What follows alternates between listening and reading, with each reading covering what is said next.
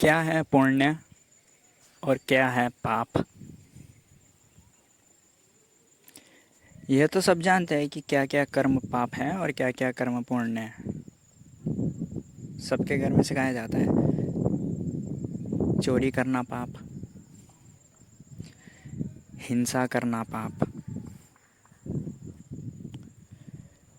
किसी की सेवा करना पुण्य, दान देना पुण्य।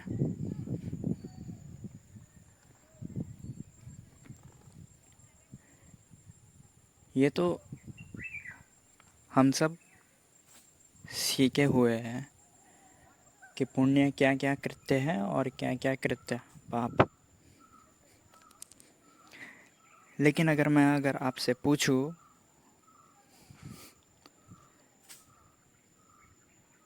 एक कृत्य है, ठीक है,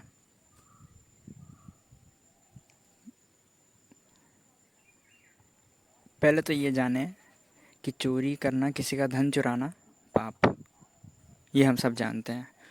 और दान देना पुण्य। लेकिन अगर एक आदमी है, वो दान देने के लिए ही धन चुरा रहा है लोगों का, तो वो आदमी पाप कर रहा है या पुण्य। सोचिए। केवल दान देने के लिए ही धन चुराना, धन चुराना पाप है। और इस पाप का कारण क्या है उस आदमी के लिए, कि यही धन मुझे दान में देना है। लेकिन दान देना तो पुण्य है। दान देना वो पुण्य कर रहा है, लेकिन धन चुराना वो पाप कर रहा है। पहला कौन सा कर्म कर रहा है वो, पहले पाप कर रहा है। सीधी सी बात है, जब धन ही नहीं होगा तो दान क्या करेगा। लेकिन धन चुराएगा पहले, उसके बाद ही दान कर पाएगा। कभी देखा है आपने जेब खाली हो और दान करते हुए। जब जेब ही खाली है तो दान क्या करेगा। पहले जेब भरनी भी पड़ती है, उसके बाद दान होता है। ऐसे ही वो आदमी पहले पाप कर रहा है, धन चुरा रहा है, उसके बाद पुण्य कर रहा है, दान कर रहा है।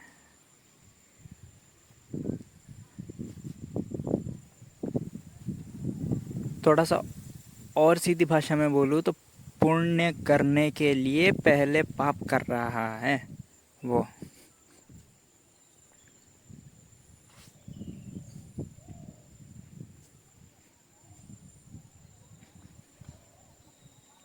अब उस आदमी को आप क्या बोलेंगे, पुण्य आत्मा या फिर पापी।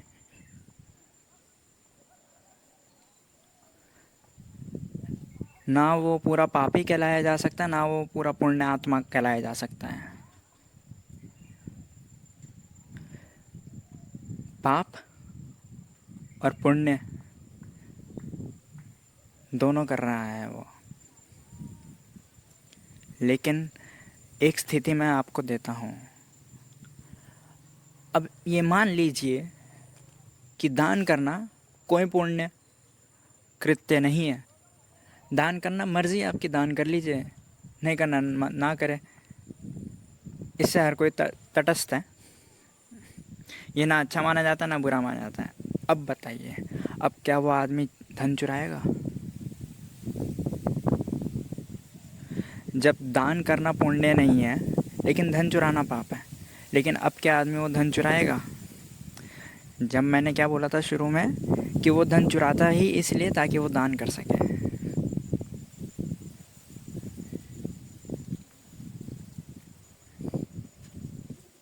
क्योंकि दान करने से पुण्य मिलता है, ऐसा उसे सिखाया गया है। लेकिन अब उसे ऐसा सिखा दिया जाए कि दान करना ना पुण्य है ना पाप है। दान तुम्हारी मर्जी हो तो करो, नहीं मर्जी हो तो ना करो। अब वो चुराएगा धन, उसके चुराने की बहुत पॉसिबिलिटी कम हो जाएगी। क्योंकि अब दान करना ना पुण्य रह गया ना पाप रह गया, तब उसे चुराने के लिए प्रेरणा कहाँ से मिलेगी।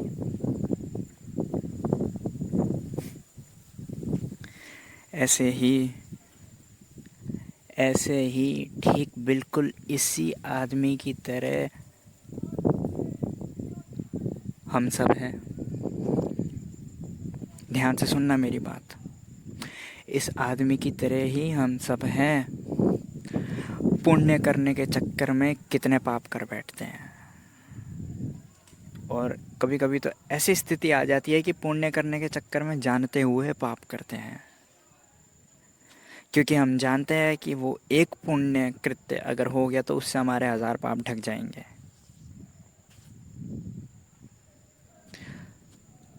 लेकिन क्या हम पुण्य आत्मा कहलाएंगे बाद में, पुण्य कृत्य करने के बाद, या हम भीतर ही भीतर खुद को पापी महसूस करेंगे।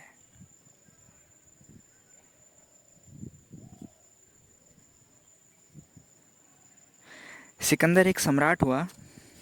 माना जाता था कि उसके समय में जो आदमी पूरी दुनिया पर राज करे वो बहुत महान कहलाता है।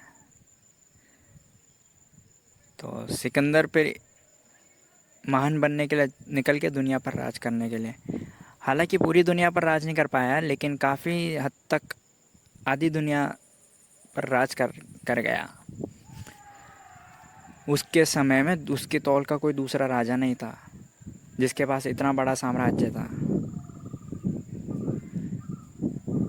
बहुत महान राजा था क्योंकि साम्राज्य बहुत बड़ा था, लेकिन फिर भी मरते समय उसे एहसास हुआ कि साम्राज्य का एक भी हिस्सा वो अपने साथ लेकर नहीं जा रहा। वो भी बिल्कुल वैसे ही मरता है जैसे आम आदमी मरता है या भिखारी मरता है। तो एक महिमा, महानता पाने के लिए उसने जंगें लड़ी, धन लूटा, और अंत में मालूम पड़ा कि सारा धन लूटा हुआ, सारी जंग लड़ी हुई अपने साथ ही नहीं ले जा पा रहे।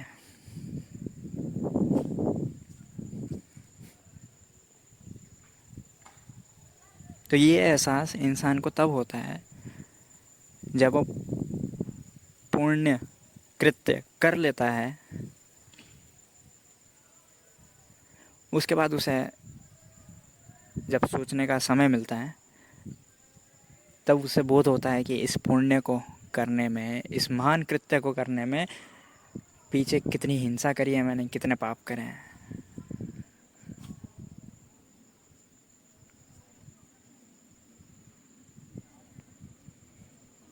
और आपसे एक बात बोलूँ मैं, ये जो पुण्य कृत्य है, पाप कृत्य है, क्या यह वाकई में परमात्मा ने बनाया है? जैन धर्म के अनुसार हिंसा करना पाप है, लेकिन एक सरहद पर जो हमारा फौजी लड़ रहा है आतंकवादी से, अब वो हिंसा करके हिंसा नहीं करेगा आतंकवादी के ऊपर, तो आतंकवादी उसके ऊपर हिंसा कर देगा और देश में घुस के वो आतंकवादी हज़ारों लोगों पर हिंसा करेगा। अगर फौजी एक हिंसा कर देता, उस आतंकवादी को वहीं पे मार गिराता, तो हज़ारों हिंसा नहीं होती।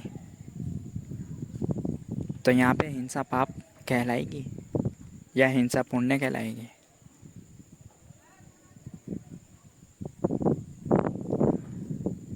पाप और पुण्य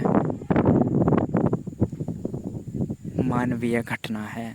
हम इंसानों ने बनाया है कि कौन सा कृत्य पाप की श्रेणी में आएगा और कौन सा कृत्य पुण्य की श्रेणी में आएगा। इसमें परमात्मा का कोई लेना देना नहीं है। परमात्मा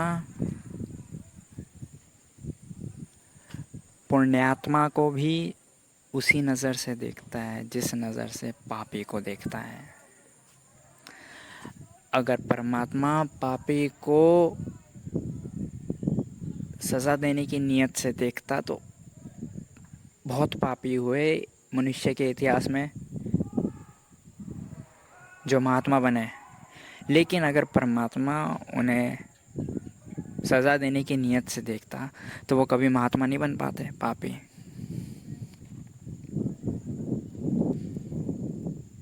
अब वाल्मीकि जिन्होंने रामायण लिखी, वो लुटेरे थे, मालूम है आपको? चोरी करते थे, धन चुराते थे लोगों का, पैसा लूटते थे, पापी थे, पापी। लेकिन हृदय परिवर्तन हुआ उनका और वो वहीं से महात्मा बन गए। रामायण लिख बैठे और पता नहीं कितने कितने ग्रंथ लिखे। अशोक सम्राट हुआ, उसने कलिंगा युद्ध में हजारों को मरवाया, हजारों हिंसा करी उसने, खून की नदियां बह रही थी सड़कों पर, पूरा साम्राज्य उसका लाल हो गया था खून से। लेकिन उसके बाद उपगुप्ता एक बौद्ध भिक्षु के प्रभाव में आकर उसने अहिंसा का मार्ग अपनाया, बौद्ध धर्म अपना लिया। उसके बाद उसने फिर कभी कोई युद्ध नहीं लड़ा। उसके बाद वो अहिंसावादी राजा बन गया। तो क्या अशोक को पापी बोला जाए या पुण्य आत्मा बोला जाए? वाल्मीकि को पापी बोला जाए या पुण्य आत्मा बोला जाए? बताइए। पाप और पुण्य ये आपकी आँखों में है।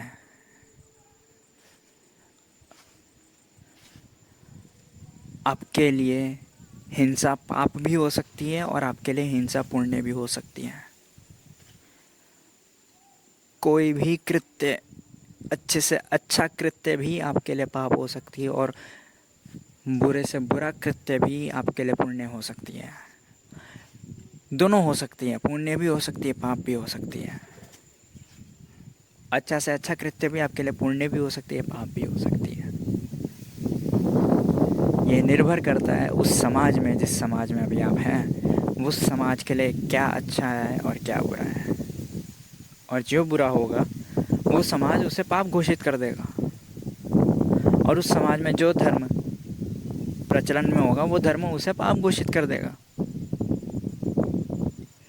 अब मैं आपको बताऊं, सऊदी अरब में दारू पीना पाप है, माना जाता है लोगों में। इस्लाम की नज़रों में पाप है दारू पीना, लेकिन वही ईसाइयों में दारू पीना पाप नहीं है। बल्कि दारू किसी किसी गिरजाघरों में चढ़ाई भी जाती है, मालूम है आपको? तो क्या पाप है, क्या पुण्य है? आप कैसे निर्णय ले सकते हैं? निर्णय ना आप ले सकते हैं ना मैं ले सकता हूँ। क्या पाप है क्या पुण्य है वो समाज बनाता है, हम लोग भी बना लेते हैं। हमारे फ़ायदे में जो होता है उसे हम पुण्य बता देते हैं, और हमारे खिलाफ जो होता है उसे हम पाप बता देते हैं। तो पाप और पुण्य मानवीय घटना है।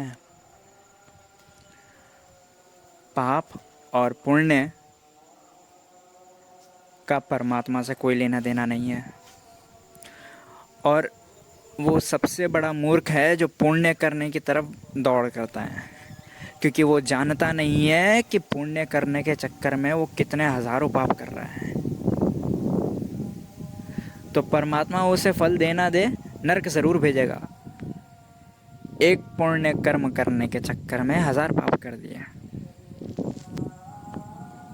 यदि पाप और पुण्य का शास्त्र गिरा दिया जाए, मिटा दिया जाए, तो मनुष्य बिल्कुल सरल हो जाएगा, एकदम साधारण, एकदम आकस्मिक, एकदम नेचुरल बीइंग हो जाएगा। वह है परमात्मा। परमात्मा बिल्कुल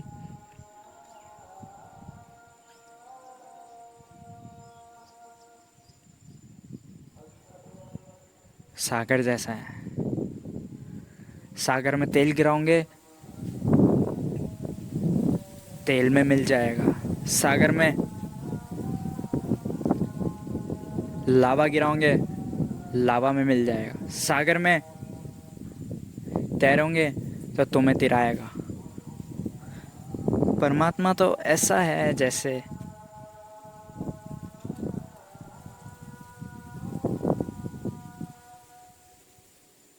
हवा, पानी। ये मैं तुलना भी कर रहा हूँ, ये तुलना गलत भी हो सकती है क्योंकि परमात्मा शायद इससे भी ऊपर हो, परमात्मा शायद इससे भी भिन्न हो।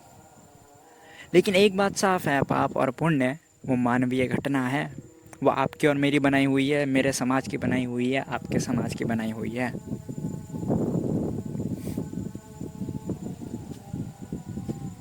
क्या पता आप कोई कृत्य कर रहे हैं, आपकी नज़र में वो पुण्य हो लेकिन शायद दूसरे की नज़र में पाप, या आपकी नज़र में वो पाप हो और दूसरे की नज़र में पुण्य।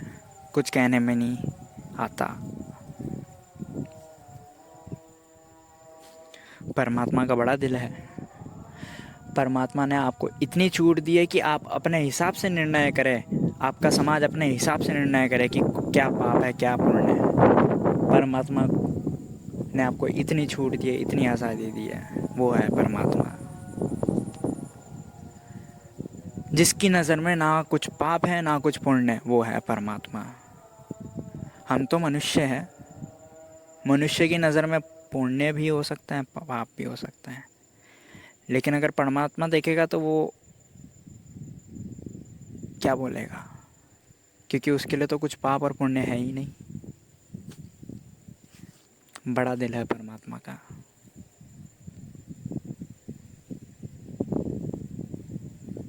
देखता सब है, सुनता सब है।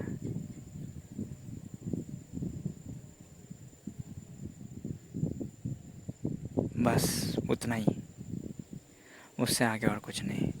ना कुछ बोलता है ना कुछ करता है, सिर्फ देखता है सुनता है बस। बड़ा दिल है परमात्मा का।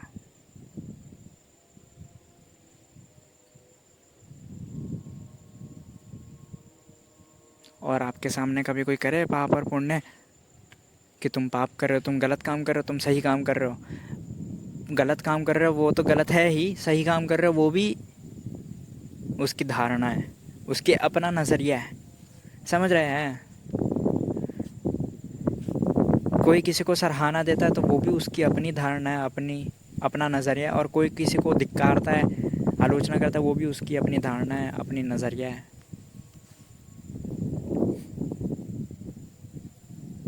लेकिन परमात्मा, बड़ा दिल है उसका। वो क्या किसी को धिक्कारेगा, वो क्या किसी को सराहना देगा। उसके लिए तो चींटी भी वही, हाथी भी वही, मनुष्य भी वही, पेड़ भी वही, आकाश भी वही, अग्नि भी वही, जल भी वही।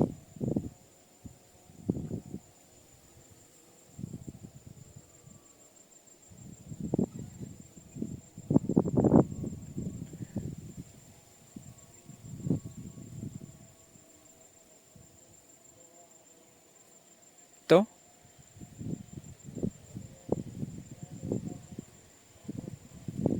एक अच्छा कर्म करने के चक्कर में, एक पुण्य करने के चक्कर में आप कभी चिंतन करना, आप कितने पाप कर देते हो, कितने गलत कर्म कर देते हो।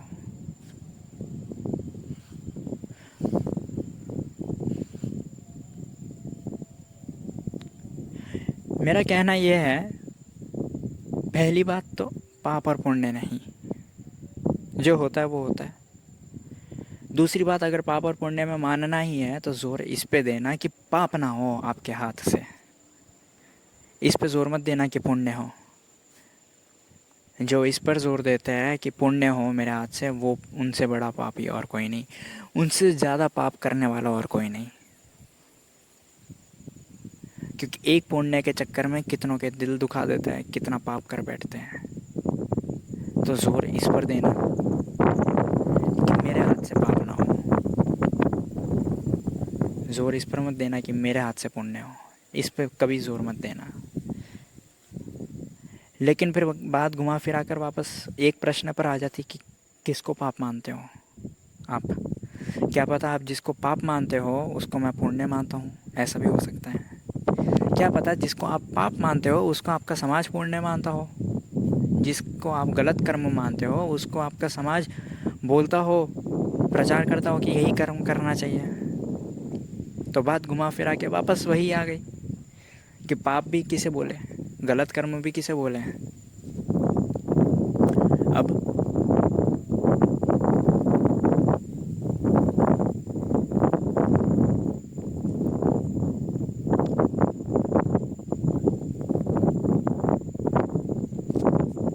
कबीले ऐसे हैं जहाँ पे आदिवासी आज भी दिन भर सोते और रात भर जागते हैं। लेकिन सभ्य देशों में ये मान्यता है, लगभग सभ्य देशों में ये मान्यता है कि रात सोने के लिए होती है और दिन जागने के लिए होता है। लेकिन वो जो कबीले हैं जो रात भर जागते हैं, उनका क्या? वो तो अच्छा मानते हैं, अच्छा कर्म मानते हैं कि रात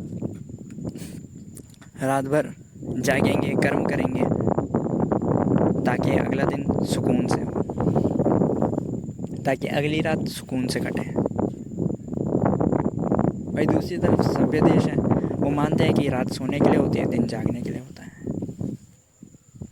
ताकि अगला दिन ताजगी से भरा हो, शुरू हो, अगली सुबह एकदम अच्छे से शुरुआत कर सके हम।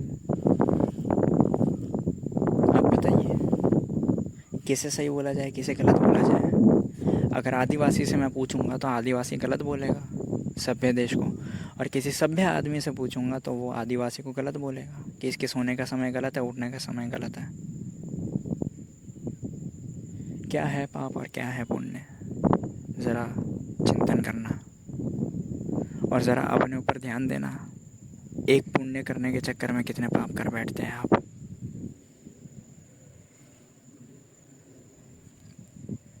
और पाप और पुण्य और कुछ नहीं, आपका बनाया हुआ है, या अगर आपका बनाया हुआ ना हो तो आपके समाज का बनाया हुआ है। किताबों से आपने सीखा हुआ है, धर्मों से आपने सीखा हुआ है, इधर उधर से वीडियो से आपने सीखा हुआ है, कई अखबार पढ़ के सीखा हुआ है, या अनुभव से जाना हो। लेकिन पाप और पुण्य जहाँ पे भी आ जाता है वहाँ पे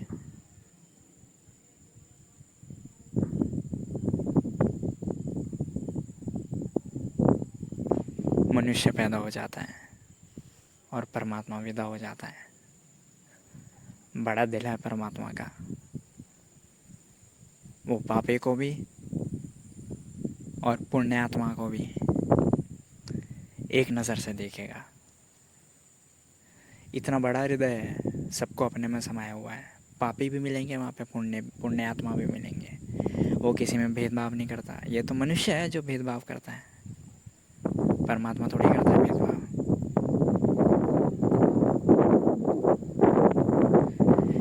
इसलिए तीर्थंकर महावीर बोले कि मनुष्य की एक ही यात्रा हो सकती है, स्वयं परमात्मा हो जाना, मनुष्य से ऊपर उठना परमात्मा की ओर। वही मनुष्य की एकमात्र यात्रा हो सकती है जीवन में। बाकी सब यात्राएं तो भटकने के लिए है। अगर भटकने से बचना है तो एक ही यात्रा है, मूल यात्रा, परमात्मा की ओर, परमात्मा बनने की यात्रा। तभी महावीर ने ये मीठा वचन दिया, मेरी आत्मा ही परमात्मा है। लेकिन इसका एहसास जिसे हुआ हो वही मान सकता है इसको, अन्यथा और कोई दूसरा आदमी नहीं मान सकता। बाकी सब तो पाप और पुण्य के खेल में चल ही रहे हैं, क्या अच्छा है क्या बुरा है वो तो कर ही रहे हैं। बड़ा दिल है परमात्मा का। सब्सक्राइब करें अगर ये चलचित्र मददगार साबित हुई हो तो, और साझा करें यह चलचित्र।